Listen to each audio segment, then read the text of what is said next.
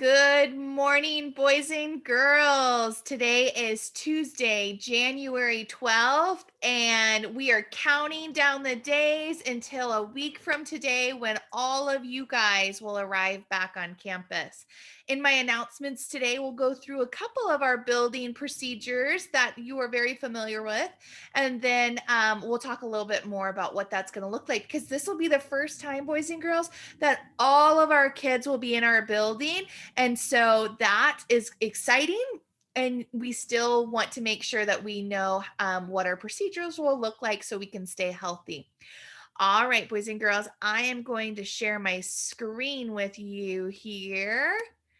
And we will get started.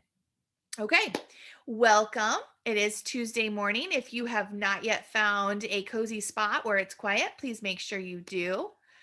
A couple of things have come up with a question around lunch when you return. Lunch is free for all students.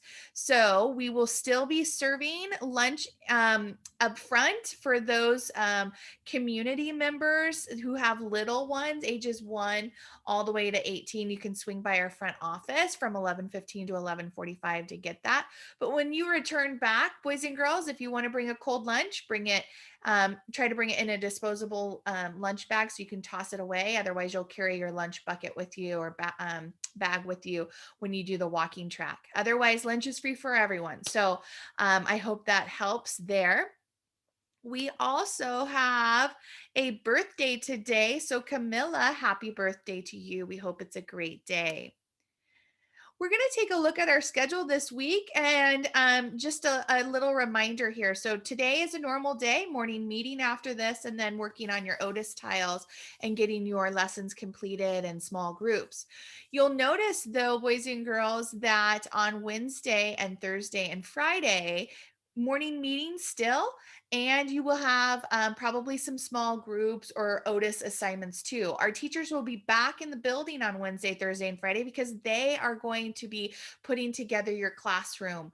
Now that we have all kids coming back, we've got to have more desks and more tables and making sure that we're socially distanced. So there will not be live meetings in the afternoon unless your teacher has reached out and shared something different with you. But for the normalcy, we'll continue with morning meeting and we'll continue with our what our morning typically looks like. And then in the afternoon, please reach out if you have questions to teachers regarding any changes there. Let's go ahead and do our Greenhurst Grizzly Pledge. If you know it, say it with me.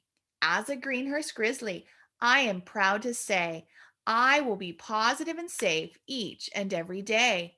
I will be responsible, respectful, cooperative, and kind. Greenhurst Grizzlies are the best you will find. Go Grizzlies. Boys and girls, a couple more things, so don't hang up just yet. Miss Peterson is going to share with us our SEL lesson of the day of the week. So let's listen to her video here. Hi Grizzlies, it's Mrs. Peterson here with the video on what our social emotional lesson this week is all about. It is about being an effective communicator.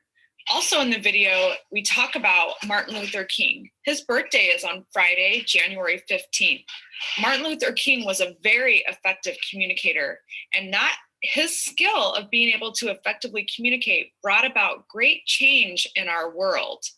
So I'm going to go ahead and share my screen so you can see the learning target. And you can see the learning target is that I can identify important skills needed to be an effective communicator. I will learn more about a great leader who demonstrated these skills.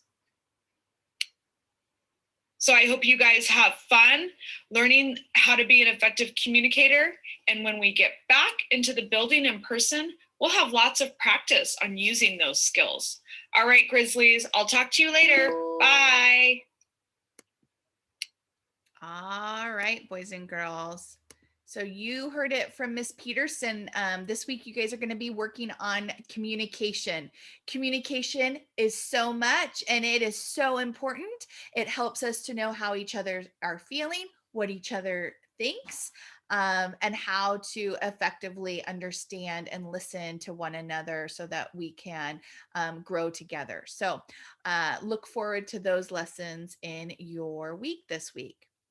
All right. I want to give a shout out. I had the chance to meet in a small group in Mrs. Lambda's class, and some of the kiddos shared with me just how far they've gotten. So, Summer and Maya, you guys are rocking it on Imagine Literacy and Imagine Math. Way to go. And I know there's so many more boys and girls out there that have been working on Imagine Literacy and Math, and we can see how much growth you guys are making. So, keep up the great work there. I promised you, boys and girls, that I was going to talk every day a little bit about our building procedures as we inch towards bringing everybody back on campus on Tuesday. One of the things that is still in effect is that we need to wear our masks when we are in the building. This is going to mean that if you need a mask break, because we have all the kids back in our classroom, mask breaks are going to be at different times and in different locations because we have to still be able to socially distance. So do plan on wearing your mask. Remember, if you show up and you don't have one, we will get you one in the front office. Your teachers have some extra ones as well that they can pass out. And just know that it's for not only this safety of ourselves, but also the safety of our neighbors and our other classmates, and people in our building. And then remember, whenever possible, maintain that 6 feet distance. One thing that I'm going to talk to you about, that you probably will start to hear a lot of as we move forward, is some of you might be in what we're going to be calling a pod. So if you cannot socially distance with your table or your desk because your classes are larger, you'll be in a pod. And so you can see a couple of examples here, where we have 3 kids sitting at this table, and then we are going to use some sort of barrier. So whether it be this plexiglass, or the individual ones that some of you had last time you were in the building, we will use some of those as well to help mitigate any possible transmission. So mask wearing at all times, 6 feet distance when possible, walking in the hallways at lunchtime, in your classroom. And then if that's not possible, then you'll be in a pod with the same couple of people throughout the course of the day. And that is really to protect the health of you and the others around you. So that is my little tidbit for today. I have more as we continue on the rest of this week to help you feel prepared and ready to arrive back on campus. We hope you have a great day. I miss you tremendously, and I will talk with you all on our announcements on Thursday. All right, boys and girls, have a great afternoon, and I will see you later. Bye bye.